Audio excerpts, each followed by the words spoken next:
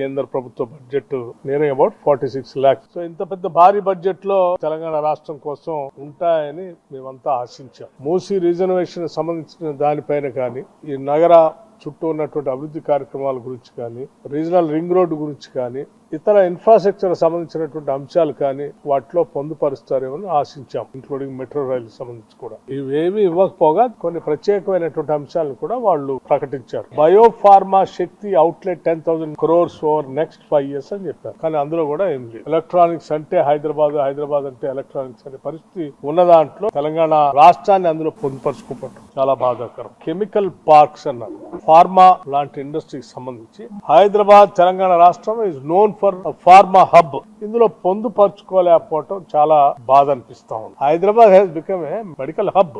ఈ దేశంలో ఉన్నటువంటి రాష్ట్రాలు కాదు, ఇతర దేశాల నుంచి కూడా పెద్ద ఎత్తున ఇక్కడికి వస్తూ ఉన్నారు. అటువంటి దాంట్లో కూడా మీరు హైదరాబాద్ తెలంగాణ మీద ఈ రకంగా ఆలోచన చేశారో చాలా బాధగా ఉంది. Hyderabad has become a main centre for orange economy. Telangana ఏం తప్పు చేసిందని మీరు తెలంగాణ మీద న్యాయం చేయకుండా ఆలోచన చేశారో, అఫోర్డబుల్ స్పోర్ట్స్ గూడ్స్ రంగంలోనే ముందుగా గుర్తు రావాల్సింది తెలంగాణ. అన్ఫార్చునేట్లీ వాళ్ళు అనౌన్స్ చేసిన దాంట్లో ఎక్కడ తెలంగాణ కనపట్టలేదు. డెఫినెట్లీ ఆశించాం తప్పనిసరిగా కేంద్ర ప్రభుత్వం inland water ways Hyderabad Musi river ను కూడా పరిగణలోకి తీసుకుంటారు.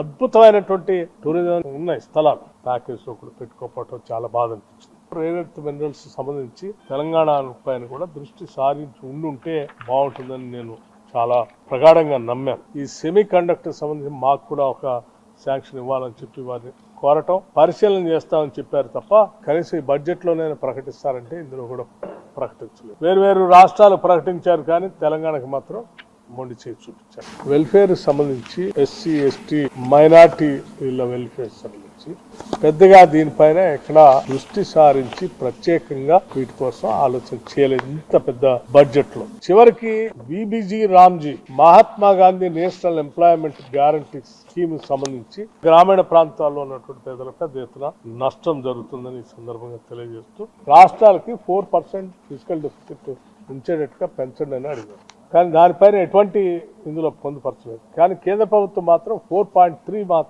ఫిజికల్ డెఫిసిట్ పెట్టుకుంది. తెలంగాణకి తీవ్రమైనటువంటి అన్యాయం అయితే జరిగింది.